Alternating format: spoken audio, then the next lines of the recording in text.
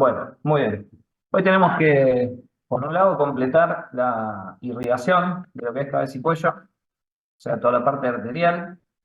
Por otro lado, tenemos que luego hablar del retorno venoso de toda esa sangre, que tiene algunas particularidades en lo que es cabeza y cuello. Completar con el sistema linfático, que es paralelo a todo esto.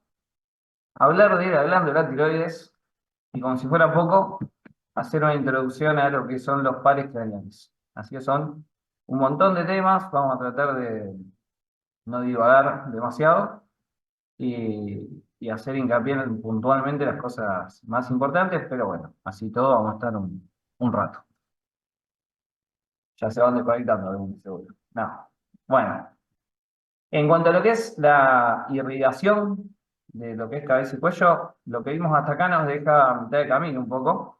Si pensamos en qué es lo que tenemos irrigado hasta acá con las arterias carótidas, que es lo que ustedes vieron hasta acá, repasando un poquito lo que es el territorio de cada una, vemos que la carótida primitiva prácticamente no irriga nada. A veces alguna rama del esternocleidomastoideo. La carótida interna, en lo que es cuello, tampoco irriga nada. Recién empieza a irrigar cuando se mete al conducto carotídeo, que da su primera rama para el oído medio, para la caja del tímpano, y después ya en la parte endocraniana, para el sistema nervioso central, sobre todo para la mitad anterior, a través de las cerebrales anterior y media, y para la cavidad orbitaria y techo de las fosas nasales a través de la oftálmica, que se mete a la cavidad orbitaria y da todas sus ramas. Y lo que es carótida externa, vemos que en cuello poco y nada, también solamente la tiroidea superior, para esta glándula y lo que es laringe y tráquea, ¿sí? Y después ya nos va a dar todas las ramas de las cavidades de la cara, el macizo facial, la parótida y todo lo que es el cuero cabelludo. Entonces, el que nos queda un poquito desprotegido hasta acá es el cuello, el resto del cuello, todos los otros elementos que están en el cuello, musculares y demás, y también la mitad posterior de lo que es el sistema nervioso central. Toda la parte posterior del lóbulo parietal, occipital, tallo encefálico y cerebelo. Todo esto va a estar irrigado por ramas colaterales que vamos a ver hoy de esta que es la arteria subclavia, que ustedes ya la conocen, porque en realidad esta arteria es principalmente ¿para quién? El miembro Miembro superior. superior. Bien, es principalmente para el miembro superior, pero el cuerpo aprovecha la trayectoria de los vasos y le pide a esos vasos que vayan dejando alguna rama para las cosas que tienen cerca. Primero que nada, vamos a hablar un poquito de la arteria subclavia, recordando un poco, y esto es repetir, si se fijan es repetir, cuando vieron carótidas, hablar del nacimiento diferente, de lo que es la subclavia derecha y la subclavia izquierda.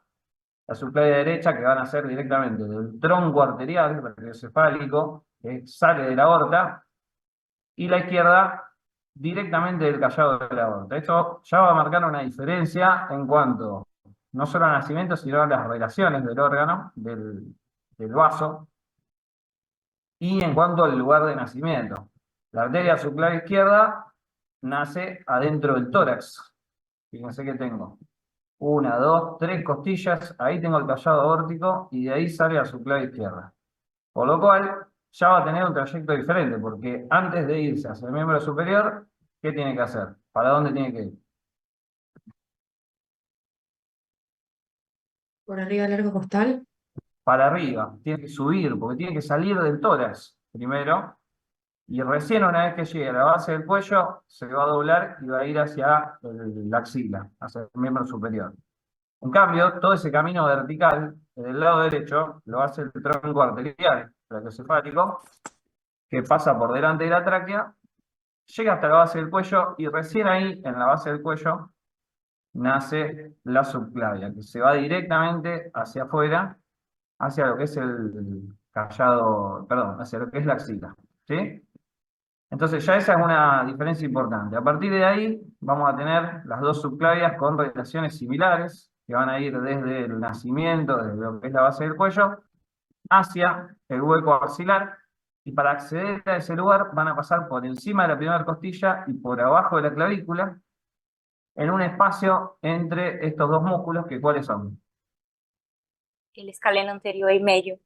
Bien, el triángulo interescalénico, que va a delimitar el espacio por el cual van a pasar desde lo que es base del cuello, y, que es unión del cuello con tórax, hacia la axila, la arteria subclavia y el plexo braquial, para que vayan hacia su verdadera función, que es el miembro superior.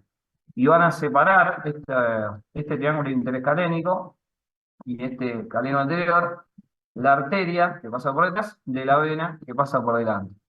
Las relaciones a este nivel van a ser principalmente con nervios que bajan y pasan por delante, que no tienen nada que ver con esta arteria, ¿sí?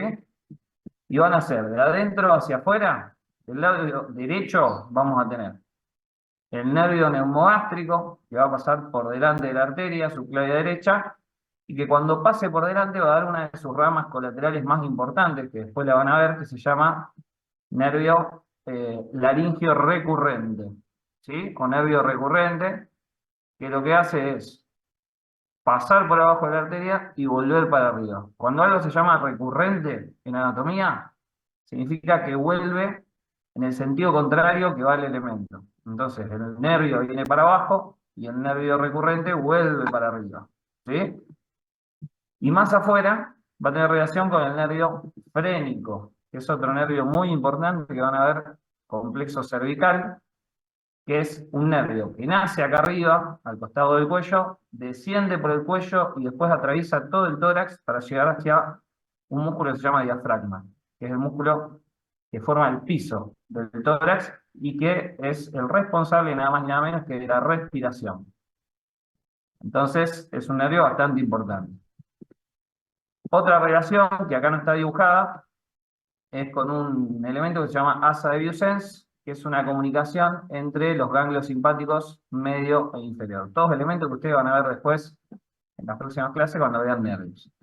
Del lado izquierdo, la relación es similar, excepto por una cosa, que es que el nervio neumogástrico no se relaciona tanto con la arteria subclavia porque la arteria recién nace a este nivel, ¿sí? Es más vertical, entonces tiene cierta relación, pero la diferencia es que el nervio neumogástrico recién va a dar su colateral, su nervio laringio recurrente, por debajo del callado de la aorta, ¿sí?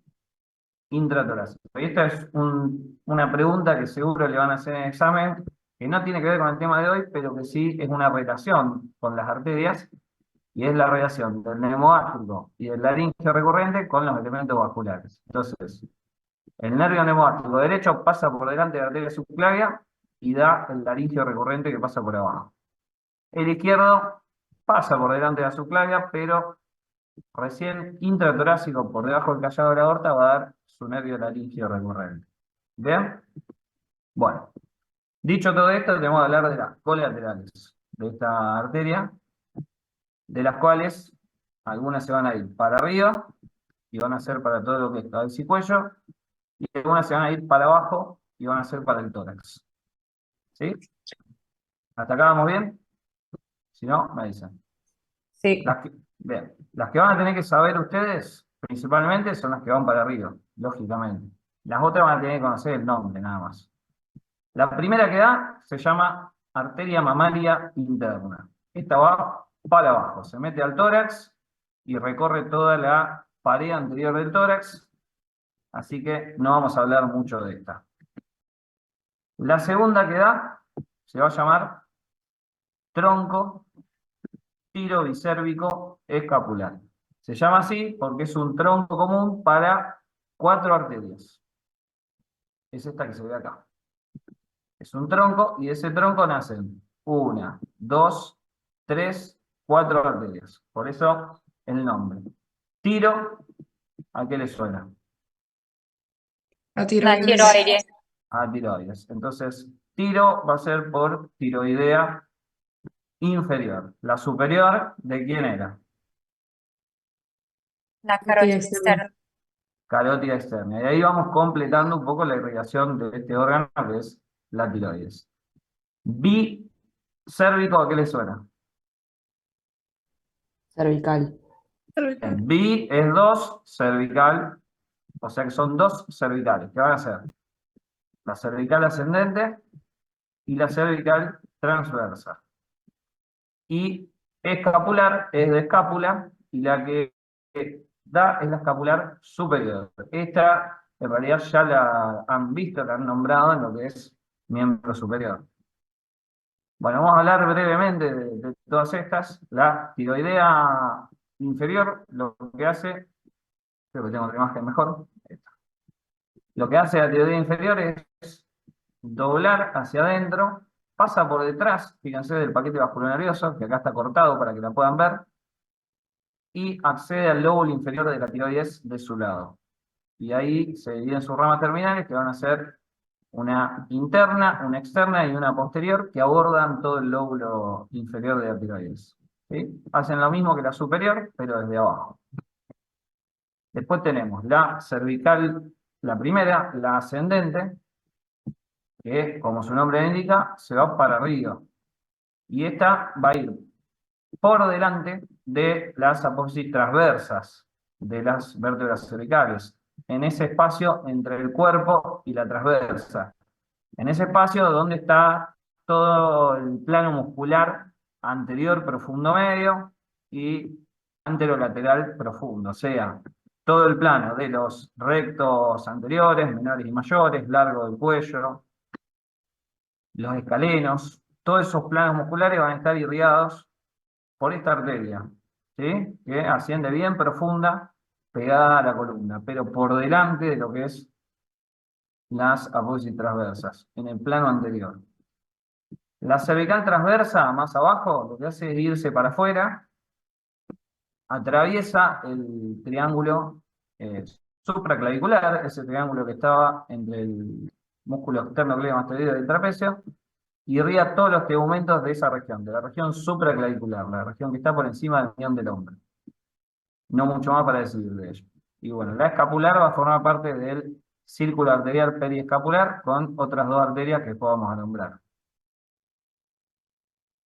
Entonces tenemos mamaria interna, tronco tiroicérvico escapular y esta que se llama vertebral. Estas tres, hasta acá, se llaman preescalénicas, o sea, que nacen antes de que la arteria atraviese el escaleno. ¿Sí?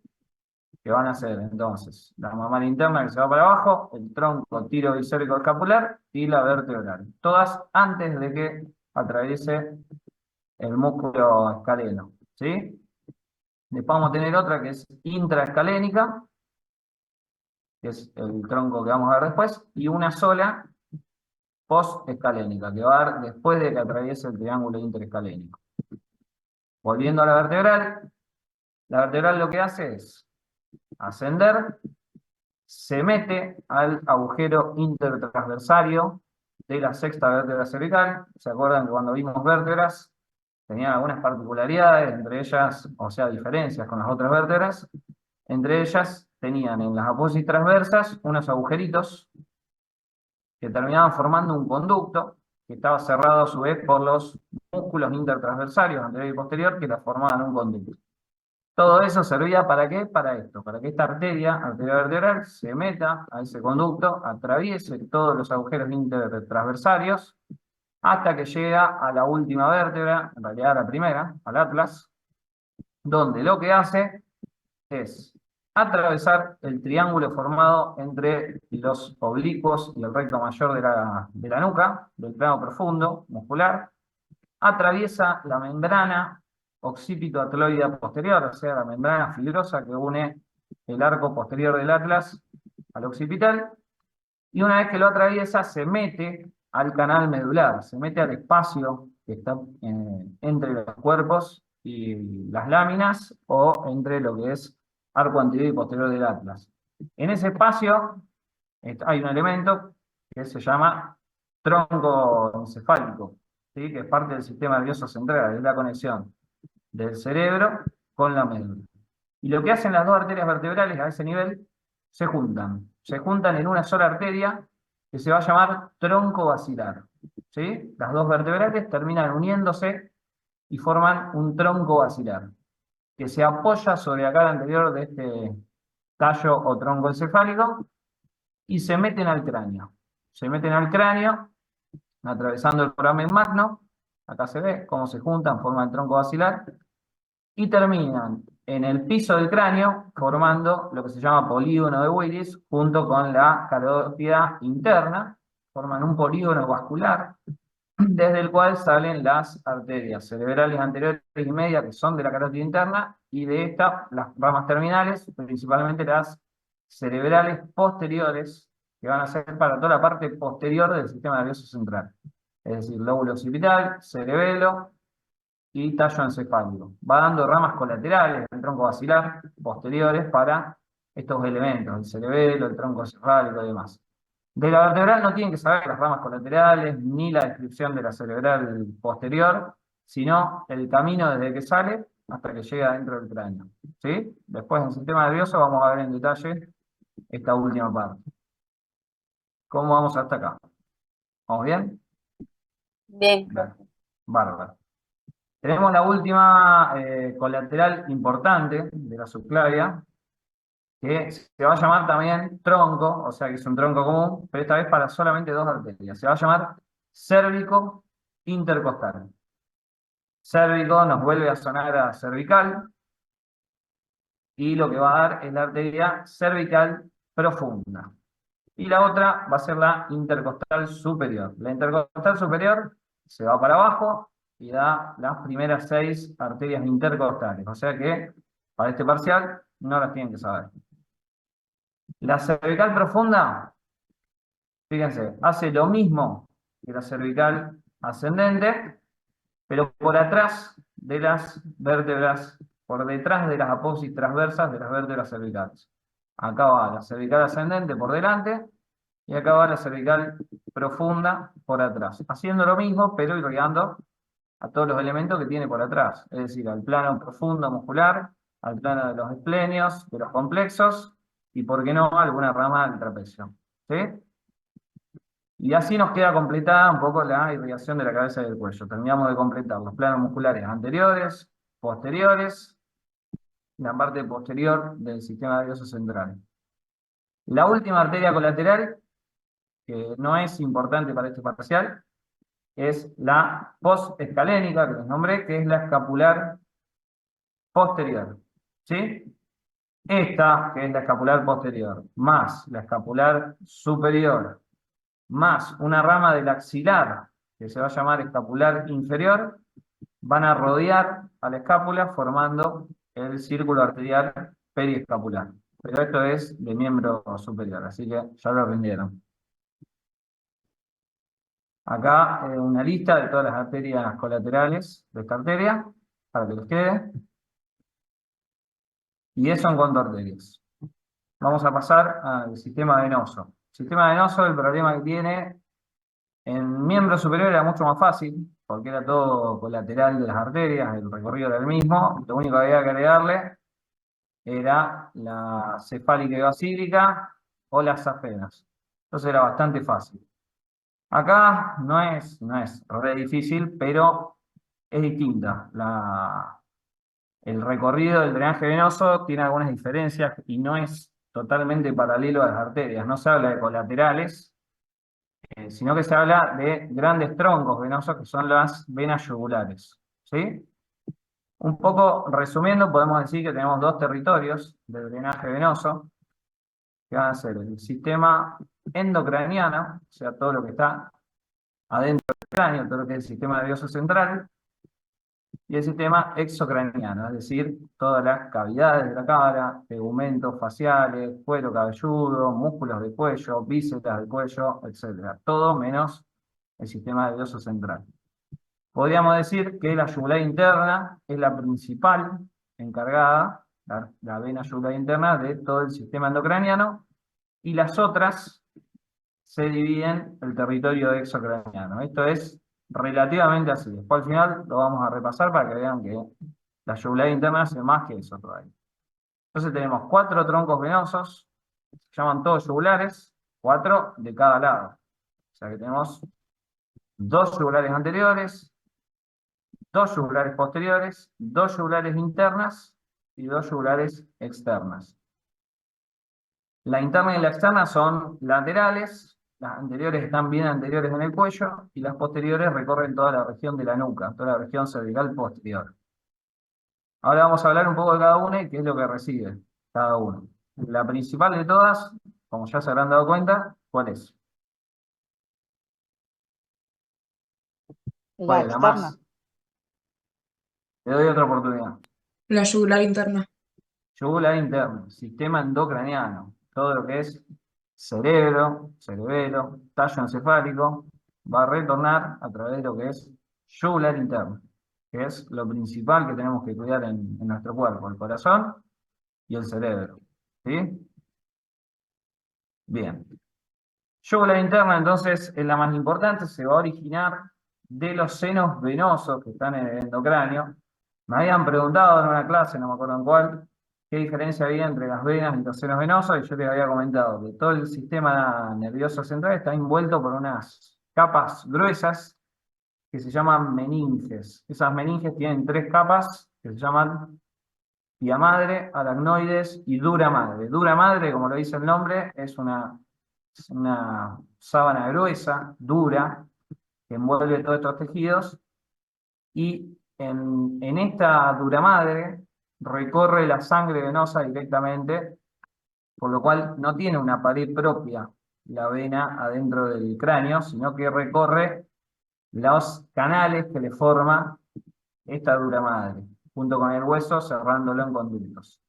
No les voy a nombrar, o les voy a nombrar, mejor dicho, solamente, pero no tienen que saber esto. Tenemos algunos senos, como el sagital superior, inferior, los senos rectos y senos laterales, que todos terminan juntándose en lo que es la prensa aerófilo, que es un territorio venoso donde se juntan muchos senos venosos, que está en relación a la protuberancia occipital interna, o sea, por dentro del cráneo en el piso posterior. Desde ahí van a derivar a estos agujeritos que están acá, entre el borde posterior del peñasco y el borde anterior del occipital. ¿Cómo se llama este agujerito? El rasgado Rasgado. posterior. Bien, agujero rasgado posterior. Ahí, en ese lugar, es donde se va a formar, donde va a nacer, donde va a aparecer esta vena, la vena yugular interna. ¿Sí? Acuérdense que por el mismo agujero, dividido por 2 por la apófisis yugular, salen unos nervios, que son los pares craneales 9, 10 y 11. Pero el que más ocupa lugar, el principal elemento de este agujero, es la vena yugular interna.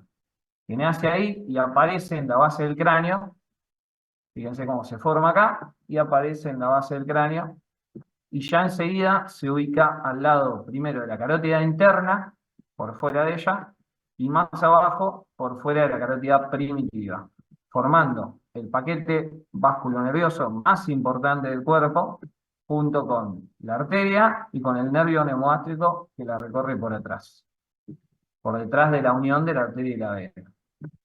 En su nacimiento, entonces, vamos a estar todavía en el cráneo, en el espacio retroestiloideo. Fíjense, acá se ven los músculos estilofaringio, estiloideo, que son el tabique estiloideo, y por detrás el paquete vasculonervioso, con la vena yugular interna, la carótida interna y el nervio neumogástrico, que va por acá atrás. ¿Sí? Una vez que sale del cráneo por debajo del ángulo de la mandíbula, que es este que se ve acá, ya estamos en el cuello, y en el cuello va a descender, como les dije, a un costado por fuera de la arteria ya carótida primitiva, para llegar a la base del cuello, donde se va a unir con la vena subclavia, que viene del miembro superior, formando el confluente yugulosubclavio. Confluente significa unión, es como el confluente de 2 ríos, ¿sí?, que se unen y forman otro río. Acá tenemos el río vena yugular interna con el río subclavia, que se juntan, confluyen y forman un nuevo río que es el tronco venoso brachiocefálico. Braquio de miembro superior, cefálico de cabeza. A la izquierda y a la derecha, pasa exactamente lo mismo. Sus relaciones son sencillas, principalmente con la arteria, que la tiene siempre por dentro. Esto es importante, acordarse que siempre la vena está por fuera, la arteria está por dentro y el nervio por detrás. ¿Sí? es importante por lo que yo les hablé la otra vez, que esta vena es un sitio de acceso para colocar una vía, lo que se llama un acceso venoso central. Yo le pongo un suerito a esto y lo puedo pinchar a través del espacio entre los dos haces del esternocleidomastoideo que tenemos acá, el haz external y el haz clavicular. Si yo pincho por acá y me voy para afuera, voy a encontrarme con la vena. Si me voy para adentro, me voy a encontrar con la arteria. Y esa no me sirve para vía, y además puedo generarle una lesión arterial que puede ser importante. ¿Sí? Entonces yo me tengo que acordar la anatomía para poder pinchar hacia donde tengo que pinchar. La vena hacia afuera, la arteria hacia adentro. Esa es la relación más importante. Tiene relación también con esto, que es el asa del hipogloso, que después lo van a ver en la parte nerviosa. Tiene relación con, hacia afuera, con este músculo que la cubre y la protege. Fíjense, del lado derecho del cuello o del izquierdo de la imagen, no veo el paquete vasculonervioso prácticamente, porque está todo protegido, todo cubierto por el esternocleidomastoideo, que le pasa por afuera y después por delante. Y lo cubre y lo protege. Por dentro ya voy a tener a las vísceras del cuello y al plano muscular infraioideo. Es decir, laringe y tráquea con la glándula tiroides, y por detrás faringe y esófago, todos cubiertos por el plano de los infraioideos. Esas son un poco las relaciones de esta vena. Siempre cuando escriban venas es similar a la arteria. ¿Dónde nace? ¿Dónde termina? Las relaciones. Y en el caso de la vena, lo que tenemos que decir también, ¿quién son los tributarios de la vena? Ya sabemos que todos los senos venosos intracraneanos van a terminar en la yugular interna. Pero además de eso, cuando sale del cráneo va a recibir un tronco venoso que se va a llamar tiro lingofacial o tiro faringo lingofacial. Este tronco venoso, como su nombre lo indica, va a recibir a la vena tiroidea superior. ¿A cuál más? Tiro lingo, La A la lingual. vena lingual vena lingual. ¿A cuál más? La vena Facial. facial. y a la vena Bien. facial. Facial, y puede recibir algo de sangre venosa de la faringe. Principalmente tiro lingofacial. O sea que la vena facial, esta sí es colateral de la arteria, y va a hacer el camino inverso, desde el ángulo del ojo, va a bajar por todo el surco nasogeniano, va a pasar al costado de la boca, y después va a pasar por debajo de la mandíbula y de la glándula submaxilar, y se va a unir al tronco. El lingual va a venir de la boca, de lo que es lengua y piso de boca, también colateral a la arteria lingual, que daba la sublingual y la ranina. Esto va a ser al revés. Y la tiroidea superior del polo superior de la tiroides. Y también de parte de lo que es laringe. ¿Sí? Todo eso va a ir a este tronco común que va a derivar a la vena yugular interna. ¿Sí? Además, va a haber otro tronco venoso, que después vamos a ver más con la yugular externa, que se llama vena retromandibular o comunicante intrapalotida, que es este tronco venoso que va a conectar el territorio venoso de la yugular externa, que vamos a ver a continuación, con el de la yugular interna, que puede ir directamente a la yugular interna o a este tronco tirolingofacial. Además de eso, va a recibir, lógicamente, la sangre venosa de la cavidad orbitaria. ¿Por qué? ¿Quién irrigaba la cavidad orbitaria? La carótida interna, A través oftálmica. de la Oftálmica. oftálmica. Bien, bueno, acá sí vamos a tener una colateral de la arteria oftálmica, que va a ser la vena oftálmica, que se va a ir a través, al revés, a través del conducto óptico, o sea, desde la órbita hacia el cráneo, y ahí va a pasar a los senos venosos, primero al seno cavernoso, que está al costado de la silla turca, y después va a recorrer todos los senos venosos hasta terminar en el agujero rasgado posterior en la yugular interna. Y otra parte va a ir por la vena facial, desde el ángulo del ojo hasta el tronco tirolingofacial. De las dos formas va a terminar en la yugular interna. ¿Sí? O sea que tenemos toda cavidad orbitaria, toda la parte endocraniana y piso de la boca y lengua, cara, y la parte superior de la tiroides. Además, yugular externa, esta se va a formar en el espacio preestiloideo, en la región parotídea, o a veces un poco más afuera. Se va a formar se va a formar diferente a lo que es, uno pensaría, yugular externa, carótida externa. Y diría, se forma por la unión de la vena temporal superficial con la vena maxilar interna. El problema es que no hay vena maxilar interna. Las colaterales de la región pteriomaxilar, fíjense, acá no hay una sola vena, no hay un tronco venoso, sino que hay un montón de venitas que forman como una red. Cuando las venas forman así, esto, como una red, se llaman plexos venosos. Es decir, que yo no tengo ahí una descripción anatómica exacta, sino que son un montón de venitas que van para todos lados, ¿sí? Todo este plexo venoso que está sobre el maxilar superior y sobre la fosa pteriomaxilar, fíjense que ahí están los músculos pterigoideos en el fondo, se va a llamar, sin una división exacta, plexo alveolar, la parte más anterior, y plexo pterigoideo, la parte más posterior. Estos dos plexos lo que hacen es reemplazar a una posible vena maxilar interna, ¿sí? Que no existe. ¿Bien? Todos estos plexos van a traer el territorio venoso colateral de esa arteria. La maxilar interna, si se acuerdan, le da irrigación a las fosas nasales a través de la esfenopalatina, a todo el techo de la boca, velo del paladar, a la faringe, un territorio bastante amplio. Inclusive había un territorio meningio, que en este caso no lo va a recibir. Y bueno, todo este plexo, entonces, alveolar y plexo pterigoideo, se unen a la vena temporal superficial y reciben también a veces la vena retroauricular y forman la vena yugular externa. ¿Sí? Esta vena yugular externa, como su nombre lo dice, como es externa, es superficial. Esta es la única vena superficial.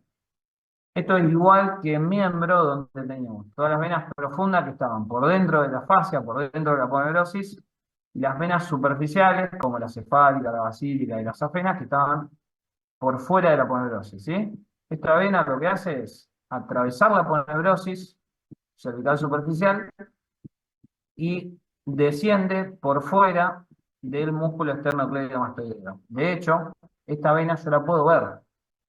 Si hago fuerza con la cabeza, me pongo medio semi acostado y hago maniobra de Valsalva, que se llama, o sea que toso o hago fuerza con la panza, con pared de cuerpo o alguna cuestión, se puede llegar a ver. Inclusive, acá se puede poner un suero también, se puede poner una vía, que es una vía periférica esta, ¿sí? Porque está por fuera, porque es una vena superficial.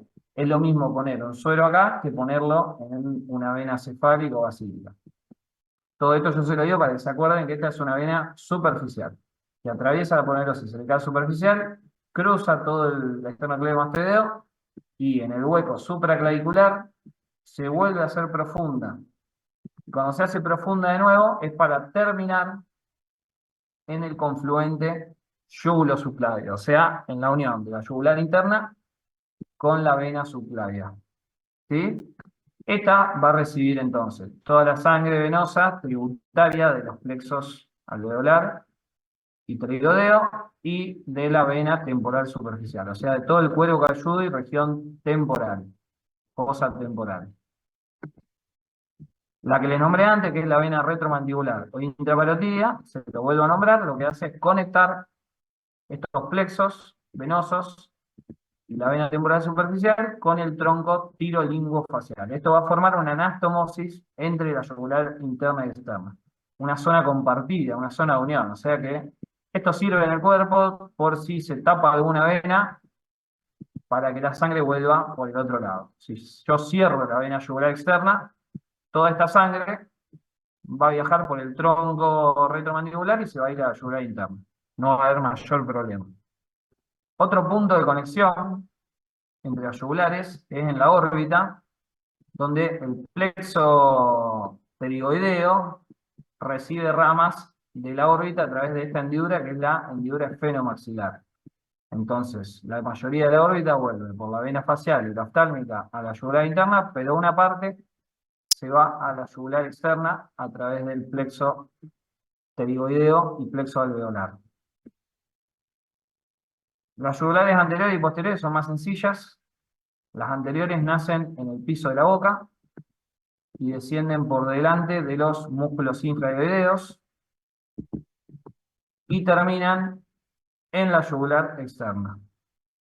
Y las posteriores nacen en la nuca, en toda la región occipital, recorren entre los planos musculares, se van para abajo, hasta que en un momento se vienen para adelante y terminan en la yugular externa.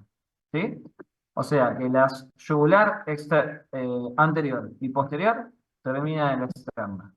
Y la externa termina en el confluente yugulo-subclavio. O sea que podríamos decir que todo, absolutamente todo, termina en la yugular interna a través del confluente yugulo-subclavio. ¿Sí? Esta yugular anterior, la única particularidad que hay que tener es que cuando uno hace, por ejemplo, una traqueostomía, abre acá, muchas veces no la ve y la corta y sangra. ¿Sí? Pero bueno, uno la puede cerrar perfectamente porque toda la sangre viaja a través de anastomosis por las otras venas yugulares. ¿Alguna duda con venas yugulares? María. Acá les repaso. Sí, decime. Pensé que era una pregunta. La posterior donde tenía su origen, no llegué a escuchar bien. ¿Cuál? La ¿Cuál de yugular, todas? las yugulares posteriores, ¿dónde tenían el origen? ¿Las posteriores Sí, o las anteriores? Las posteriores, en la nuca, en la región occipital. posterior. Ahí arriba. Listo. Acá lo que les puse un poco, un repaso de, en realidad, qué reciben cada yugular. Yugular interna, entonces, recibe todo el sistema nervioso central, más cavidad orbitaria, cara, lengua, parte de la cavidad bucal, a través de las venas facial, lingual, y tiroides superior a través de la tiroidea. Yugular externa, cuero cabelludo, región temporal, a través de lo que son temporal superficial y retroauricular, cavidad bucal, a través de los plexos, también faringe y velo del paladar. Yugular anterior, principalmente piso de la boca, yugular posterior, tegumentos y músculos de nuca y región occipital. Esto a modo de resumen de todo lo que dijimos. Pasamos a hablar un poquito de tiroides. Yo les prometí que era larga la clase. La tiroides es una glándula que está en el cuello. Primero hay que hablar un poquito de qué es una glándula. Las glándulas son órganos que forman parte de un sistema que producen hormonas, ¿sí? Cada glándula produce una hormona que lo que hace es viajar por la sangre y generar una acción a distancia en todo el cuerpo, ¿sí? Esto es distinto que una arteria, que una vena, que un nervio que nacen y llegan hasta el lugar al que quieren actuar. La glándula produce un elemento, lo larga a la sangre y usa la sangre de ruta. Es como que manda una encomienda a través de la sangre a los distintos tejidos, una encomienda con la hormona que produjo para que actúen a distancia. ¿Sí? Todas las glándulas están reguladas entre sí. La jefa máxima de todo es el hipotálamo, que es parte del sistema nervioso central, y el subjefe es la hipófisis. ¿Sí? O sea que el hipotálamo regula a la hipófisis y la hipófisis regula a todas las glándulas del cuerpo. Pero a su vez, como son democráticas las glándulas, todas las glándulas regulan al hipotálamo y a la hipófisis. Eso es lo que se llama feedback negativo. Eso quiere decir que cuando hay mucha hormona de una glándula, esa hormona inhibe a la hipófisis para que la hipófisis no la siga estimulando. No sé si eso se llega a entender lo que digo. ¿Sí? Si alguno no lo entiende, busco otra forma de explicarlo. Eso igual lo van a ver en múltiples materias, no me parece que vuelvan locos, pero sí para que entiendan un poco la idea. La glándula tiroides produce una hormona tiroidea, que son tirotrofinas, perdón, estoy diciendo cualquier cosa. Produce las hormonas tiroideas y es estimulada por la hipófisis que produce una hormona que se llama tirotrofina o TSH, ¿sí? Esa TSH viaja por la sangre desde la hipófisis y estimula a la tiroides para que produzca sus hormonas. Las hormonas tiroideas lo que hacen en el cuerpo es estimular el crecimiento de los tejidos. crecimiento muscular, crecimiento de los huesos, de los cartílagos y demás. Estimula todo el metabolismo. Entonces, hay distintas condiciones donde la glándula funciona de más o de menos y se ve justamente con una exacción de estas funciones. Cuando funciona de más, la persona está como revolucionada, tiene demasiada actividad, entonces adelgaza, no tiene hambre, no, perdón, tiene mucha hambre, come, come, come, pero adelgaza porque tiene un metabolismo activo exagerado, se seca la piel, se secan las glándulas y una serie de cuestiones. Cuando la persona está hipotiroidea, o sea, que está funcionando de menos, la persona tiende a estar cansada, no tiene hambre y no come nada, pero engorda porque todas las células están vagas, no están en actividad, no están gastando energía. ¿Sí? Y bueno, el funcionamiento normal es el equilibrio que lleva a que los tejidos anden bien. Esto, a modo de ejemplo, en realidad es mucho más profundo que eso. Hablando de la anatomía de la glándula, es una glándula que tiene dos lóbulos, lóbulo derecho, lóbulo izquierdo, unidos por un istmo, por un punto de unión más finito entre los dos lóbulos. Se puede comparar con la letra H, ¿sí? Los dos palitos de la H y el palito del medio, y se le describe además en la unión del lóbulo izquierdo con el istmo, lo que se llama este cuernito, que se puede decir cuernito o pirámide de la Alouette. Esta pirámide de la Alouette no siempre está, es inconstante y tiene que ver con el origen de la tiroides. La tiroides nace durante el desarrollo embrionario de un lugar que ustedes ya conocen. ¿Se acuerdan del agujero ciego de la vela lingual? Sí, sí. Bueno, la vela lingual es la unión entre la parte horizontal y la parte vertical de la lengua. En el punto de esa V, el punto ciego, desde ahí nace la tiroides a través de se llama evaginación, o sea, el tejido se viene para abajo a través de este cuerno que durante el desarrollo embrionario conecta la lengua con la tiroides. ¿Sí? Después en un momento se desconecta y a veces queda este cuernito, perdón, y a veces no queda nada. ¿Bien? Eso nada, es una curiosidad.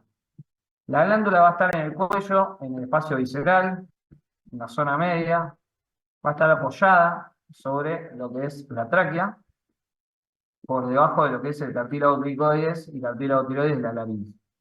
Ya con eso empezamos a hablar un poco de las relaciones. Vamos a tener, fíjense, por atrás y por afuera, al paquete vasculonervioso del cuello. Son muy importantes las relaciones acá porque muchas veces yo necesito, por alguna de las condiciones que le hablé antes, sacar la tiroides. Hacer una cirugía para sacar a veces la mitad de la tiroides o toda la tiroides.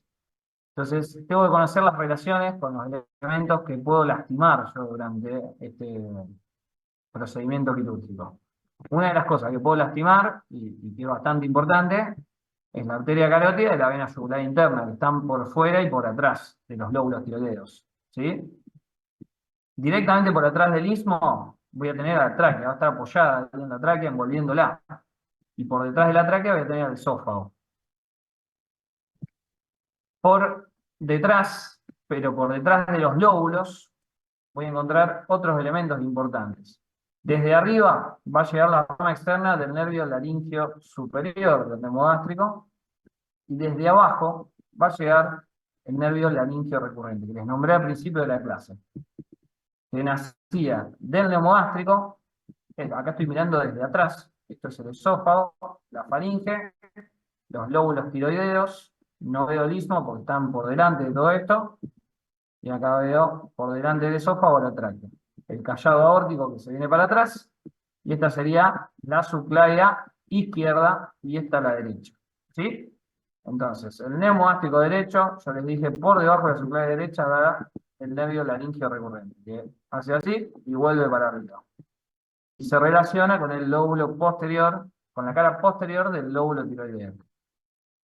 El izquierdo, el nervio neumogástrico, da el laringio recurrente, pero por abajo del callado aórtico. Y asciende y hace lo mismo, se relaciona con la cara posterior del lóbulo tiroideo izquierdo. ¿Por qué es importante esta relación? Este nervio es el nervio responsable de la movilidad de las cuerdas vocales. ¿Sí? Entonces, si yo lo corto, si corto los dos, ni hablar, un problemón. Pero si yo lo corto, lo que puede generar es una parálisis de las cuerdas vocales. ¿Qué me puede llegar a dar eso? Puede ser que Cierre de Afecta en el glotis. habla. Bien, hay tres posibilidades. Que quede muy cerrada y el paciente no puede respirar, que quede muy abierta y el paciente se broncoaspire, o sea, cada vez que traga saliva, que come, caiga parte a la vía aérea, generando lesión, o que tenga alteraciones para el habla, o cosas mixtas, ¿sí? Entonces, cuando yo opero una tiroides y tengo que sacarla, tengo que tener especial cuidado en ver este nervio para no lesionarlo, para no cortarlo. Además de eso, como si fuera poco, voy a tener 4 pelotitas en la cara posterior de los lóbulos, 2 a la izquierda y 2 a la derecha, que se van a llamar glándulas paratiroides. Estas son glándulas aparte y tienen otra función, ¿sí? Estas paratiroides lo que hacen es regular el metabolismo del calcio. Producen una hormona que se llama paratormona, que lo que hace es sacar calcio del hueso y llevarlo a la sangre, para mantener los niveles adecuados de calcio en la sangre, ¿sí? Cuando hay mucho calcio en la sangre, empieza a generar muchos problemas, como problemas cardíacos principalmente, pero también calambres, cuestiones musculares. Cuando hay poco calcio, también genera problemas. Entonces, se necesita una regulación muy fina a través de estas glándulas. ¿Bien? Entonces, si yo no las reconozco y las conservo y me las llevo con la glándula tiroides, genero lo que se llama un hipoparatiroidismo, que genera niveles muy bajos de calcio en la sangre. ¿Sí? Por eso es importante acordarse de esta relación. Y por último, vemos cómo llegan desde arriba y desde abajo las arterias tiroidea superior, que viene de la carótida externa, y tiroidea inferior del tronco tiroidocérvico escapular de la arteria subclavia. ¿Sí? Eso es un poco la glándula tiroides. ¿Alguna duda? Profe, y si retira la tiroide, ¿cómo hace para preservar la paratiroide? ¿Dónde va a se quedar? ¿Cómo? Si retira la glándula tiroides, bueno, tiene que preservar las glándulas Sí, paratiroides. ¿Y cómo hace para preservar? se separan y quedan ahí. Inclusive las paratiroides son tan chiquitas que se irrían por inhibición, se llama. Yo puedo sacar estas glándulas paratiroides y meterlas en el espesor de un músculo, y ya con la sangre que irriga el músculo, irriga las glándulas y siguen funcionando. Se Ah, hace bueno. muchas veces que se saca la glándula y se pone, por ejemplo, en el bíceps, y en ese lugar uno las mete ahí en el medio del músculo y ya con eso siguen irrigándose. Pero bueno, si uno las reconoce acá, directamente las separa y las deja ahí pegaditas al plano posterior del cuello, a todos los músculos que están por detrás. Gracias, profe. De nada. Bueno, vamos a pasar al linfático, ya queda poquito. Los linfáticos un poco ya saben qué son, lo vieron en cavidad axilar principalmente, son todo el sistema de defensa, son vasos y ganglios linfáticos. Los ganglios están alrededor del camino de los vasos linfáticos, y lo que hacen es reaccionar de manera aguda a procesos infecciosos, a cosas benignas, y también reaccionan a cosas malignas, como tumores principalmente. Y un poco radica su importancia en que cuando un ganglio reacciona, aumenta de tamaño y nos dice que hay un problema en algún lado, ¿sí? Entonces, cuando un ganglio aumenta de tamaño, se pone doloroso y demás, nosotros sabemos que en la región donde drenan ese ganglio puede haber algún cuadro infeccioso, inflamatorio o algo. Cuando son procesos largos y son ganglios que se ponen duros, pero por ahí no duelen y demás, hay que pensar más en otras cosas. Y sobre todo en el seguimiento de lo que es oncológico, o sea, todos los cánceres, es muy importante determinar hasta dónde llegó el tumor. Si el tumor no toca ningún ganglio, es mucho mejor que si va invadiendo las distintas estaciones gangliolares. Eso es lo que se llama estadificación de un tumor, donde uno lo que hace es determinar hasta dónde llegó. Primero, hasta dónde llegó localmente, si está solamente chiquitito en el órgano donde se produjo, supongamos un cáncer de lengua. Si aparece solamente en la lengua, es una cosa. Si aparece en la lengua y aparece en un grupo ganglionar del cuello, es peor. Y si aparece en un órgano a distancia, como en el pulmón, por ejemplo, es todavía peor. ¿Sí? Esto muy resumidamente, pero es como para que entiendan la importancia de estos ganglios. Estos ganglios se agrupan en grupos ganglionares, donde tenemos algunos ganglios viscerales, menos importantes, menos cantidad, que son prelaringeos, adelante de lo que es la laringe, más abajo ya pretraqueales, y retrofaringeos, en ese espacio retrofaringeo que está entre la columna y la faringe. ¿Sí? Ahí hay 2, 3 ganglios que pueden reaccionar, no son ganglios que uno pueda palpar, todos estos. Después tenemos el anillo de Waldeyer, que ya lo conocen, que son todas las amígdalas. ¿Sí? ¿Alguien se acuerda cómo estaba formado el anillo de Waldeyer? En el istmo de las fauces. ¿Está bien? Bueno, tenemos. Por la amígdala lingual, las Sí, dos palatinas, las tubáricas y sí, las adenoides. bien. Esas son las glándulas todo el grupo de amígdalas que forman el anillo de Waldeyer, que está alrededor del istmo de las fauces, las linguales en la parte posterior de la lengua, las palatinas vienen del istmo de las fauces entre los dos pilares, anterior y posterior del velo del paladar, y más arriba en la rinofaringe, alrededor del la eustaquio, las tubáricas, y en el techo de la faringe, las faringias. Estas son ganglios linfáticos que están submucosos, que están en la mucosa. Esa es la única diferencia, digamos, que la podemos ver. Las podemos ver y las podemos hasta tocar, y muchas veces sacar, sobre todo las amígdalas palatinas, cuando hay episodios de inflamación repetidos, pacientes con alguna patología, que se inflaman, se inflaman, se inflaman, a veces uno toma la decisión de sacarlas directamente para que no generen más problemas. Porque, ¿qué pasa? Si se inflaman mucho estas amígdalas que están en la boca, ¿qué problema pueden traer? No dejan pasar el aire. Aumentan de tamaño y generan incomodidades, desde incomodidades hasta problemas serios en el paso del aire, la parte de la deglución y demás. Tapan el camino, básicamente.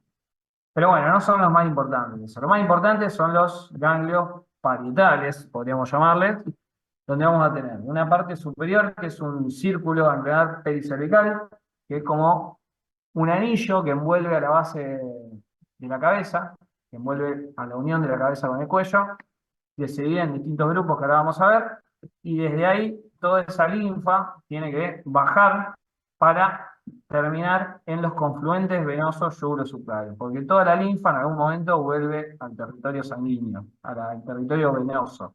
¿Sí? La cadena pericervical, vamos a tener de atrás hacia adelante grupos ganglionares que van a tener el nombre de la zona donde están. Los más posteriores se van a llamar occipitales. Van a estar ahí bien en relación a la protuberancia occipital externa y toda la región occipital. Después van a tener un grupo mastoideo por detrás de la oreja en relación a esta apófisis mastoides. Después, más adelante, vamos a tener un grupo preauricular y ahí cerquita también un grupo parotídeo que va a estar en relación a la glándula parótida. Tanto un grupo superficial como un grupo profundo, en relación al lóbulo profundo de la parótida. Más abajo vamos a tener un grupo submaxilar, en relación a la célula submaxilar, y por último, submentoniano, en ese lugar. ¿Sí? Todos estos van recibiendo la linfa de lo que tienen cerca. Obviamente el parotidio recibe de la parótida, pero también recibe parte de lo que es fosas nasales y cavidad bucal. Lo mismo para estos submaxilar y submentoniano, y más lo que es cuero cabelludo para los mastoideo y occipitales. Toda esta linfa tiene que bajar, como les dije, Y lo va a hacer a través de varias cadenas ganglionares, de las cuales lo que hacen estas cadenas ganglionares es seguir el camino de algún elemento, que puede ser una vena o un nervio, ¿sí? Y se llaman como el elemento al cual siguen. Y tenemos el vaso linfático lleno de ganglios que lo van recorriendo en su camino, ¿sí? Vamos a tener una cadena linfática yugular externa. Yugular externa va a acompañar, obviamente, a la vena yugular externa. O sea que esta va a ser superficial, va a ir por fuera del esternocleidomastoideo y va a drenar principalmente los grupos, principalmente los parotídeos y preauriculares, y también a veces un poquito de lo que es submaxilar, ¿sí? Y va a llegar hacia abajo para terminar, después vamos a ver cómo terminan todos juntos. Después vamos a tener otras dos cadenas que bajan, que van a ser la cadena espinal, que va a seguir a un nervio que ustedes todavía no conocen, que es ese hilo blanco que se ve ahí, que se llama nervio espinal. Este nervio es el encargado de la inervación del esternocleidomastoideo y el trapecio, nada más y nada menos. Y lo que hace es irse para atrás y meterse por delante del trapecio. La cadena linfática hace exactamente lo mismo, se va para abajo y para atrás, sigue el nervio espinal y se mete por delante y por debajo del trapecio, donde hay un grupo de ganglios que se llama masa ganglionar subtrapeciana, ¿sí? Que son unos ganglios que están cubiertos por el trapecio, ahí adentro. Meto la mano ahí adentro y toco unos ganglios que son esa masa ganglionar. La más importante de las cadenas ganglionares, de todas maneras, es esta, que acompaña a este elemento. ¿Cómo se llama este elemento? Yugular interna. Bien, y la cadena se llama igual, cadena yugular interna. Esta es la más importante de todas, sin duda, porque es la que tiene más cantidad de ganglios y recibe de más lugares, ¿sí? Esta, bueno, fíjense, la espinal va a recibir principalmente de la región occipital, de la región retroauricular, principalmente que son partes blandas. La yugular externa, como les dije, región parotídea, región submaxilar. La yugular interna va a recibir todo lo demás, todo lo que es el resto del piso de la boca, cara, cavidad orbitaria, lengua, muy importante lengua, porque es una zona, toda la cavidad bucal y la lengua, una zona de muchísimas enfermedades, tanto agudas infecciosas, como también tumores. Entonces, casi todo eso va a derivar principalmente a las cadenas yugulares. Las cadenas yugulares se van a dividir en tres grupos. Van a seguir todo el recorrido de la cadena yugular interna y se van a dividir en un grupo yugular interno superior, medio e inferior. Los límites, ¿cuáles van a ser? El superior va a estar por arriba de una línea que pasa por el hueso ioides y cerquita del ángulo de la mandíbula. Todo lo que esté por arriba de esa línea es yugular interno superior. Todo lo que esté por debajo de esa línea y por encima de una línea que pasa por el tendón de este músculo, ¿qué músculo es este músculo digástrico que está acá? El lomoyoideo. Bien, bien. Todos los ganglios linfáticos que están por encima del tendón intermedio del lomoyoideo se llaman grupo medio, ¿sí? También se llaman suprahomoioideos, justamente por esto. Y todo el grupo inferior a este tendón es el grupo yugular interno inferior. Este también ya es considerado o está cerca de lo que es el grupo ganglionar supraclavicular, que es todos los ganglios que están en la región superior de la clavícula. Esta es una región linfática compartida entre lo que es el mediastino del tórax y el cuello. O sea que acá viene linfa, de abajo y de arriba, de cuello y de tórax, ¿sí? O sea que si se me inflaman estos ganglios, yo puedo pensar en patologías que vienen desde acá arriba o que vienen desde el tórax, como por ejemplo una neumonía, un cáncer de pulmón, un linfoma, ¿sí? No quiero marearlos con eso, pero sí que entiendan cómo funciona esto.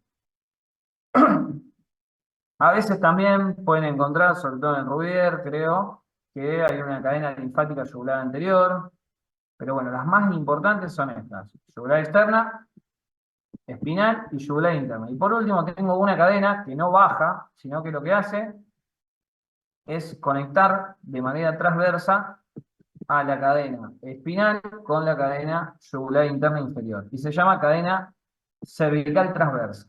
Esta lo que hace es recorrer hacer el recorrido de la vena cervical transversa o de la arteria que se iba para afuera. Bueno, esto lo que hace es irse para adentro.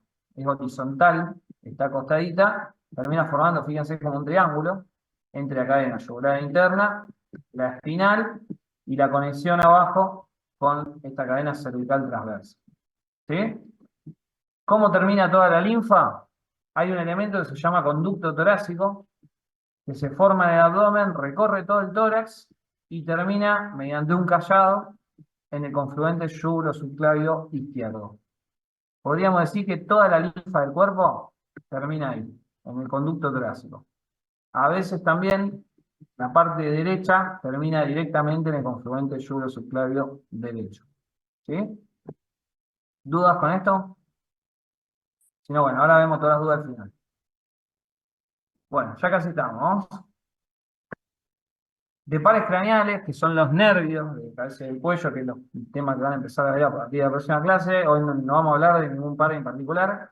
Sí les voy a decir un par de generalidades. Bueno, todo lo que son los nervios pares craneales se llaman así porque tenemos justamente el número par, uno de cada lado, simétrico, y que van naciendo desde el sistema nervioso central, siendo algunos sensitivos, algunos sensoriales, otros motores y otros mixtos. Siempre cuando describen los nervios es lo mismo que cuando hablaban del plexo braquial. Tienen que decir qué componente tiene, sensitivo, motor o mixto, y acá agregamos lo sensorial. Lo sensorial tiene que ver principalmente con el olfato, con la visión y con el gusto. ¿Sí? Principalmente olfato y visión. Profe, Sí, perdón la pregunta, sí. pero no entiendo cuál sería, por ejemplo, la diferencia entre algo sensitivo y algo sensorial. No hay una diferencia clara en cuanto al funcionamiento de las neuronas, sí en cuanto a la especificación. Lo sensorial tiene un órgano especializado como que se puede marcar como diferente, porque la visión es mucho más que recibir percepciones del exterior, sino que es un componente diferencial, que se analiza en otra parte del cerebro, inclusive. Pero bueno, siempre se habla de los 5 sentidos, en eso está la piel, pero se habla de sensorial principalmente en la parte de lo que es el olfato y la visión, porque son cosas diferentes a la sensibilidad de la piel. Es una vía aparte, cuando uno habla del sistema nervioso, habla de la vía de la visión.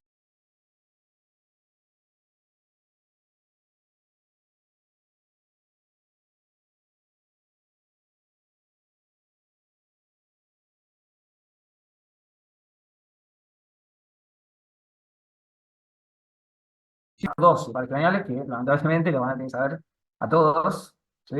Y en detalle. Y van naciendo de arriba hacia abajo. Y si principalmente lo que ustedes van a tener que ver van a ser del tercero al 12º.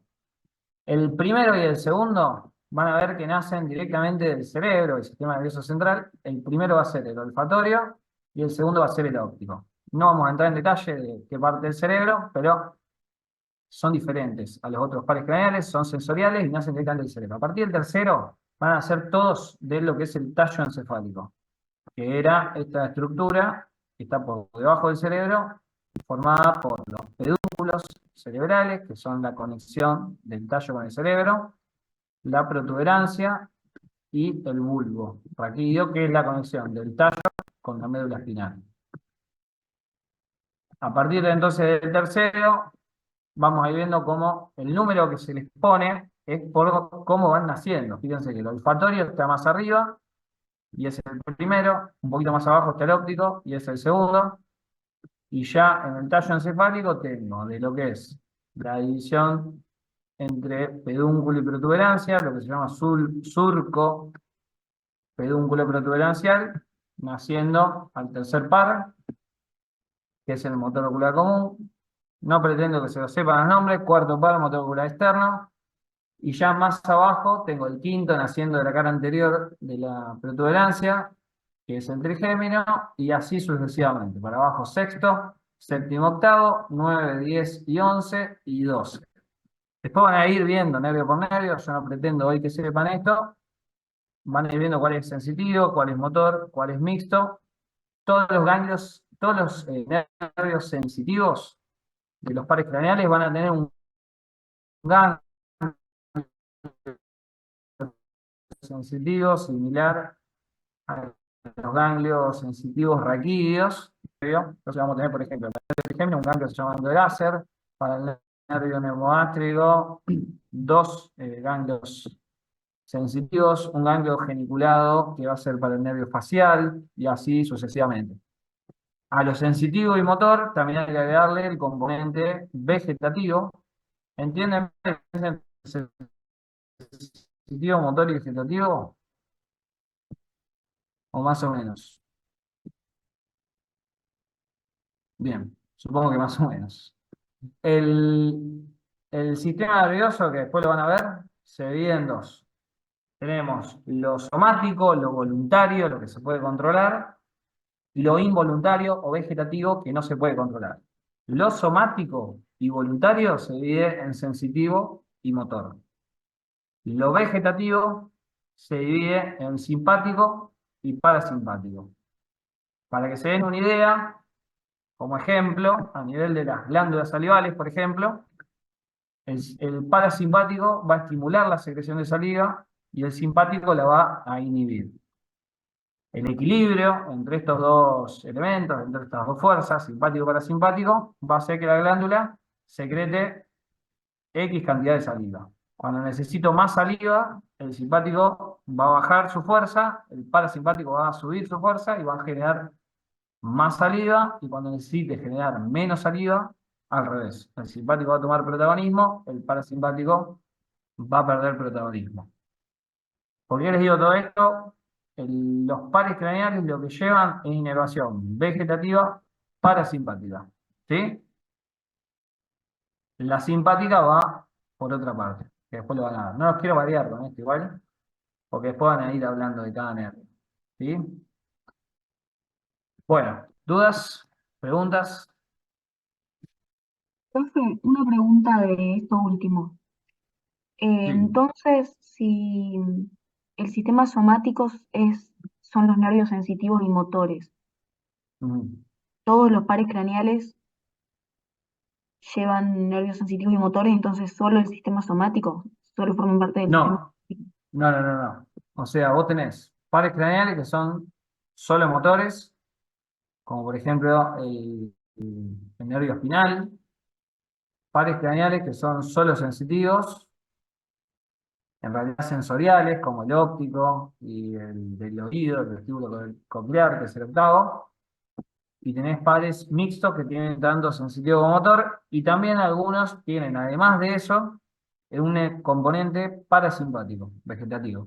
Por ejemplo, el tercer par, que es el motor ocular común, tiene un componente parasimpático para el ojo. ¿Y esos nervios se llaman nervios vegetativos? Son mixtos porque tienen motor y vegetativo. Ok, gracias. De nada. ¿Alguna otra duda, pregunta?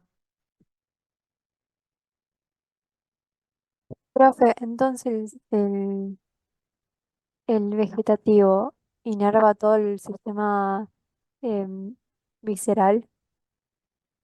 En realidad vos tenés sistema vegetativo por todos lados. Es principalmente a nivel visceral porque es involuntario. Y siempre tenés, en todo órgano, en toda víscera, tenés simpático y parasimpático. Tenés los dos elementos, siempre. Otro ejemplo es la pupila en el ojo, donde el parasimpático llega a través del tercer par y achica la pupila, hace lo que se llama una miosis, y el simpático lo que hace es agrandar la pupila. ¿Sí? Esto tiene que ver con las distintas funciones requeridas para cada situación. Por ejemplo, el simpático agranda la pupila